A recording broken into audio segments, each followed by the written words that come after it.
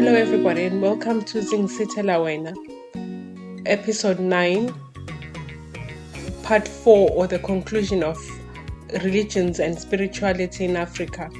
We continue with Mr. Arnold Mayibongwe Nkala talking about Christianity, Islam and Hinduism.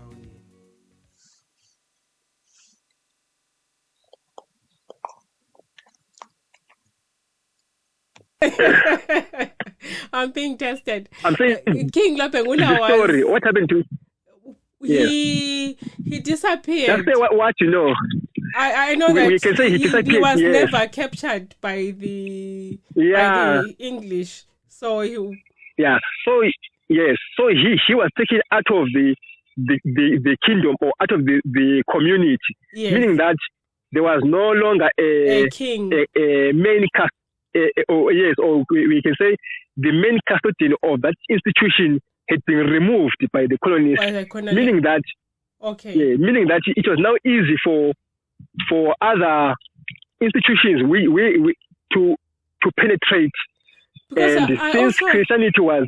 I also remember when we were talking about the Lemba that you said something about witchcraft being... there being a law saying we cannot, if you call somebody a witch. Yes. I said there is a difference between a witch and a sorcerer. So they mixed the two because both are from the African institutions. So they took them out. They made them into one thing called evil or satanic or demons, whatever they called it. Yes. So that is how. Yes. So Christianity thrived because the colonial institution sort of like removed the African religions. Yes, they removed the custodians. They removed the African traditional institutions. Yes, like the custodians. Yes. So what happened? Okay, I'm going to give you an example with the King Lopengula. Yes. King Lopengula was illiterate, and he trusted the missionaries to interpret the writings, right, of the contract.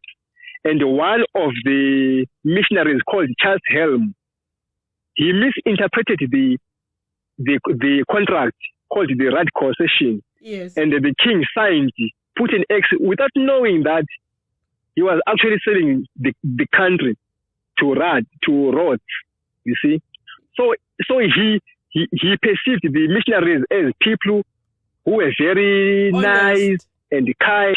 Yes. But Charles Helm, the missionary, he took advantage of him and misinterpreted the contract, and that contract led to the destruction of the kingdom.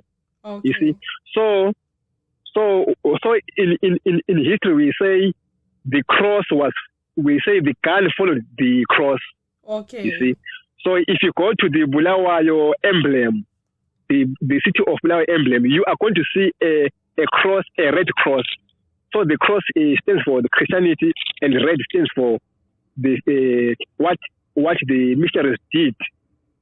You know, the blood that was shed by the colonists because of what the missionaries had done to pave way. Okay. Yeah. So some African Christians have syncretized Christianity with African traditional religious elements. Do you know what is to syncretize, right? No, please explain. Okay, to syncretize is to mix two religions into one. You see, so you will find two religions. Yes. So some Christians have syncretized Christianity with African traditional religious elements. Okay, I'm going to give you an example. Okay. Okay, we have diviners, right? We have diviners or priests or bishops or whatever you call it, who refer to themselves as faith healers. Have you ever heard of faith healers? Yes. So if I can ask you, just give me a don't worry even if I can ask you, it's just for discussion. What do you know about the faith healer? What is the faith healer, according to your understanding? Well, somebody who uses prayer to heal people, or who sees I don't know. Yeah, it's more yeah. I think it's more like the apostolic. Yeah. That, so yes. Christian sect of. Yes, I think you are correct. So you see there is that African element in it. For you to become a faith healer, there's that African element, you know. Yes. So faith healers, they are a product of syncretization of Christianity and African religions. Okay. So some of them, okay. So what happens is some of them, they are possessed by African, like ancestral spirits, which are found in the African religion. Then they go to church, and when they go to church, they say that they have got an angel. Now they are turning that ancestral spirit into an angel. They are now calling it Istunya, or the messenger, instead of the word angels. And they use, and instead of using maybe herbs like what African diviners do, African diviners do, the faith healers, maybe they can use maybe what we call iswasho. Have you ever heard of iswasho? Is it like holy water? Yeah, like holy water and powdered materials. Like they come in powder, or sometimes they are being they become solvent, you know. So you see there is this kind of thing. It's a way of accommodating both Africanism or African religion and also Christianity. Okay. You see. So faith healers, like in Isindebele, we call them maybe umthandazisi, like you say. Yes. Umprofeti is like a prophet. A prophet. You see. Or umlapi, we call them umlapi or healer. You see. Yes. In Shona they call them murapi. Yes. Yeah. So, and I'm also getting information that, you know, Christianity is also being sacratized even in other continents. For example, the Catholic Virgin Mary has been sacratized with the Inca goddess called Pachamama in places like Peru, in the Andes Mountains in South America. Okay. And some witches or practitioners in the neo-paganism movement have included the Catholic Virgin Mary in their altars or shrines or in their divination. Okay. Yes. Have you ever seen that? Yeah, I have seen that, like even on Instagram and the YouTube. Yes, I've seen some YouTube clips. Yeah. Yeah. So you see, it is not. So you see, it is not only an African thing. It's now a continental. It's now a global thing. It's a human thing, which means that what Africans are experiencing in their spiritual world is not different from what other people are also experiencing. Yes. Yes, in other parts of the world. Yes. And then the last, I think this is the last year. Yes. The last number 13, the last religion. Which one do you think it is? Islam. Just guess. Sorry? Islam. Yes, Islam. Yes. So the roots of Islam are also in Judaism and Christianity, because it considers people found in the Judaic and Christian scriptures like Moses, Abraham, and Jesus to be the earlier prophets. You see, so if you go through Islam scriptures, like they say Moses is Musa. It's Musa, yes. And then Jesus is Jesus, or Yesu. I don't know how, but there's Jesus there in the scriptures. There's Moses there. There's Abraham there, like Ibrahim. Have you ever heard of people called Ibrahim? Yes. Yes, it is the Arabic version of Abraham. You see, so So, however, Islam considers Muhammad as the last prophet who brought the final revelation of God to humanity. You see, so that's the difference. Okay. So with the Christianity says that all those Judaistic prophets like Esau, or which other prophet is there? Esau, Ezekiel. They say no, those ones did not come with the last revelation. Jesus is the one who came with the last revelation. And then in Islam, they say no, even Jesus did not even come with the last revelation. Muhammad was the last prophet to come with the absolute truth, with the last revelation. Okay. I guess you understand what I mean, right? Yes. Yeah. So it refers to its supreme being as Allah, which is an Arabic word to mean God. It means God. Yes. So Allah is considered to be the creator of the universe. So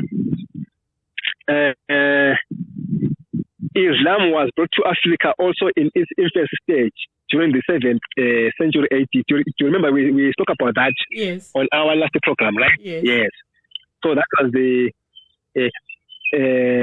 the introduction of Islam to Africa. So about 42% of the African population is perceived to be Muslims. Okay. So meaning that from what I got, meaning that from my figures that I got, I said Christianity is about 50% of Africans, and now I am saying Islam is 42% of Africans. So this means that Islam and Christianity, they make up to how many percent? 92% of the African population. Yeah, which means the remaining 8% is represented by all the other religions that I was talking about. Okay. Yeah.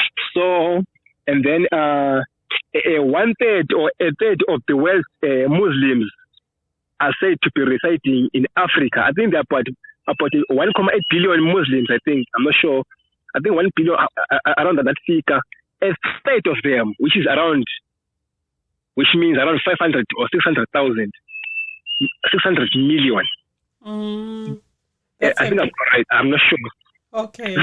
But we can check. But anyway, a third of the world's Muslims are said to be residing in Africa. In Africa, okay. Yeah. So Muslims have also practiced Islam with aspects that are believed to emanate from the traditional African religions. You see? Yes. So actually the syncretization of Islam with African beliefs also helped it to be more accepted, especially by the rural and the uneducated. Because remember, we said Islam was mostly accepted by the intellectuals, you remember, and the traders. Yes. And the influential people, yes. So the syncretization also helped it to be accepted by the rural and the uneducated. Okay. You see. So I am going to give you an example. Like in West African communities, there women and children used to wear amulets to protect themselves from evil forces. So when they joined Islam, they began to wear their amulets with Quran verses and the prayers to enhance their spiritual powers against evil forces. Okay. So they joined Islam to enhance their spiritual powers to fight against evil forces. So thereby expanding Islam in Africa. Okay. So this was made possible, especially again by practicing the Islamic school of thought, which is called Sufism.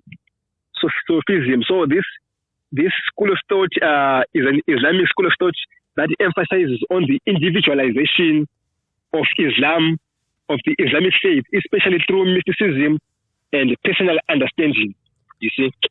So that individualistic nature of Islam, yes, it made people to accept it more and more. People felt at home, you know.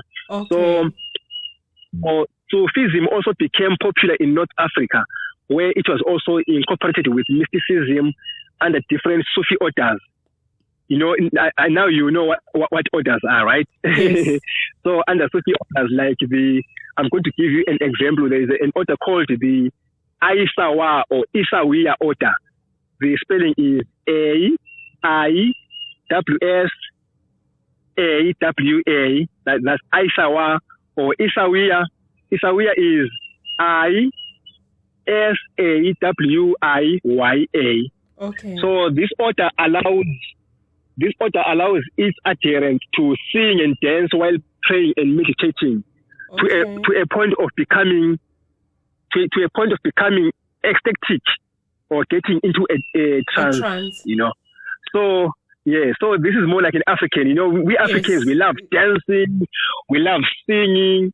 I think you have also, I think you have seen or heard, like in a mosque where someone will be praying, but also like will be praying, like in a like singing, like they've ever, like they put it in a loudspeaker there. Yes. So you know, so yeah, so that made it be more accepted. You see, because people felt, so people felt they can come with that dancing, and which was part of African. You know, Africans we love dance and music, because many of these genres like samba, they're from Africa. Yes. You see, jazz, yes, Africa. You see, so Islam was also exported to the USA by the United States of America, right? Yes. By African slaves who were already converted into Muslims. Okay. So it somehow survived as an underground religion among some African slaves, especially in the southern colonies like South Carolina and Georgia. Okay. So some of these slaves were scholars. Remember, we said it was well accepted by scholars. So some of these slaves were scholars in universities like Timbuktu, you see, and some other learning centers like Kano in Nigeria. So they knew how to write and preserve verses. So some of these African slaves were even more literate than their masters. I think that must be emphasized. I don't see that in many movies, you know. So there are many African slaves who knew how to write and read, and you know, and they were intellectuals. Yes, because of tertiary education in Africa. Because the first university was in Mali, in Timbuktu. Yes. So for example, there was this black Muslim scholar called Omar Ibn Said, who was captured in present-day Senegal, and he was sold to the southern colonies as a slave. So Omar left an autobiography which was written in Arabic text. So I think it is found in the libraries there in the United States of America. I think you can get it maybe in the or online. You have to find it. Okay. Yeah. So slaves were forced to become Christians and accept Christianity through oppressive verses and interpretations. Remember, on our last program, we spoke about Ham. I said Ham was cursed. Do you remember? Yes. And then they say this Ham is the ancestor of the Amazigh, you know, and the Cushites, you know. So now the masters now were making sure that slaves had to adopt to Christianity so that they can accept slavery. They can accept that, you know, I am a descendant of Ham, who is found in God. So I deserve to be a slave. You see. Okay. So some African slaves they pretended to be like Christians, but when they were alone, they're sleeping, they taught their children Quran verses. They had to recite them. They had to know them, so that they had to pass it to the next generation. And it managed to survive. Yes, you see. So now you see Islam now is now being used by Africans to restore Africanism. Now it was an imported religion, but now it has been localized, and it's now being used by African slaves to restore their identity. You see. Yes. So after the abolishment of slavery in the USA, there are many African Americans who began to convert to Islam as a way to revive their lost culture. Since many of African slaves, especially those captured in the West Africa and the Swahili Coast, were Muslims.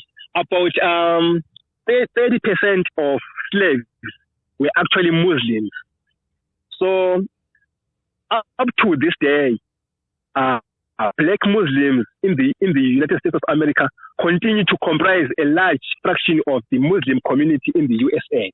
Okay. So we also have got famous African American Muslims, like do you know any you can think of? Muhammad Ali, Malcolm X. Yes.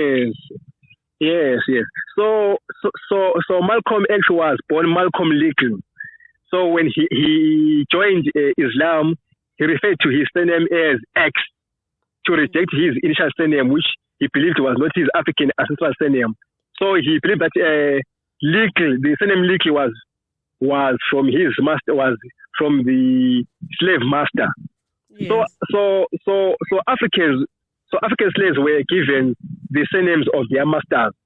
You see. So now we see Malcolm X is now calling himself X because he's like, no, I don't have a surname. So that was during the time when he was during his transition to become a Muslim. And when he got enlightened with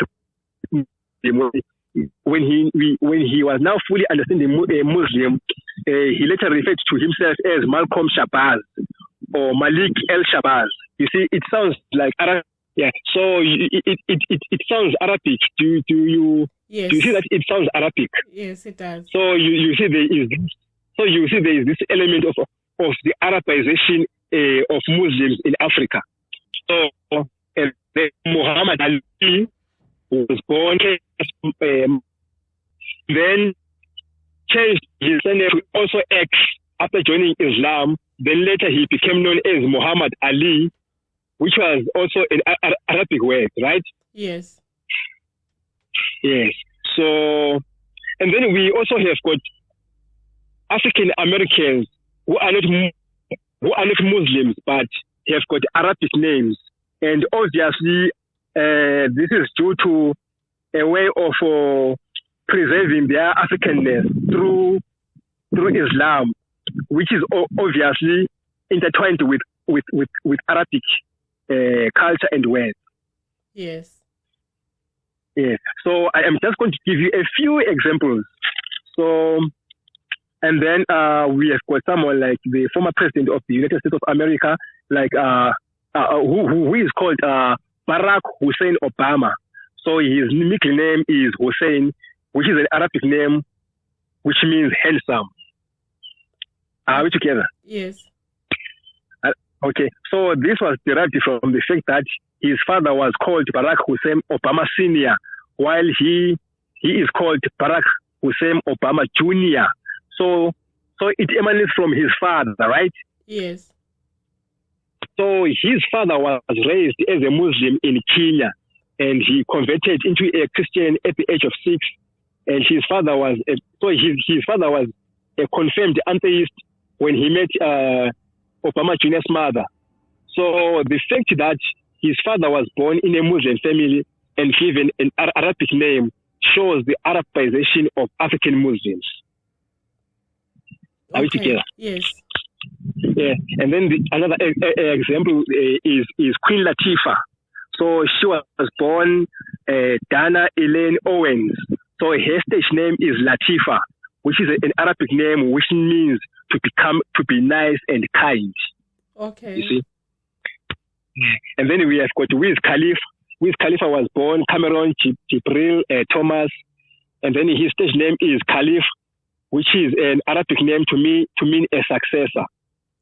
Okay. And then we have got Shaquille O'Neal, the former basketball player. So, are we together? Yes. Yeah. So Shaquille, the word Shaquille is an Arabic word to also mean handsome. Okay. And Shaquille's middle name is Rashon, and it is also an Arabic word to mean a little warrior. But to him, I think he's a big warrior. Yes. Yes. Yeah. So on our last program, you remember we spoke about the Indians as part of races in Africa. Do you remember? Yes. Yes. So which language which religion commonly associated with Indians? It's both Islam and Hinduism. Sorry? Islam and Hinduism. Yes. But mostly it's Hinduism. Yes. So, what maybe will come with the Indians, but most of the Indians who came during that time that I spoke about on the last program, most of them they were Muslim Indians, so they also fall under this category. Okay. Sorry? Okay. Yeah, so this marks the presentation. Thank you so much. We've learned quite a lot about the different religions of Africa. What are we going to do on the next program? About the role of, should I say, the position of women in Africa. In African culture. Okay. All right. I'm looking forward to that. There's some very powerful women in Africa. Even during the liberation struggle, women were very influential. And feminism means something different in Africa to maybe different parts of the world. I suppose maybe it's different in different areas of the world. So we're looking forward. Yes. And that concludes religions and spirituality in Africa. A very big thank you to Mr. Arnold Mayibongwe Nkala, and an even bigger thank you to those who have stayed the course with us. We really appreciate your support. To our new listeners, we are very welcome.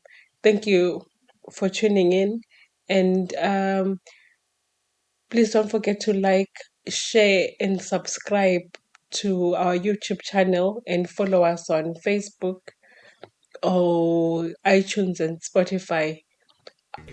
In the next 2 episodes, we will be talking about women and the role women played in pre-colonial times. Thank you. See you soon.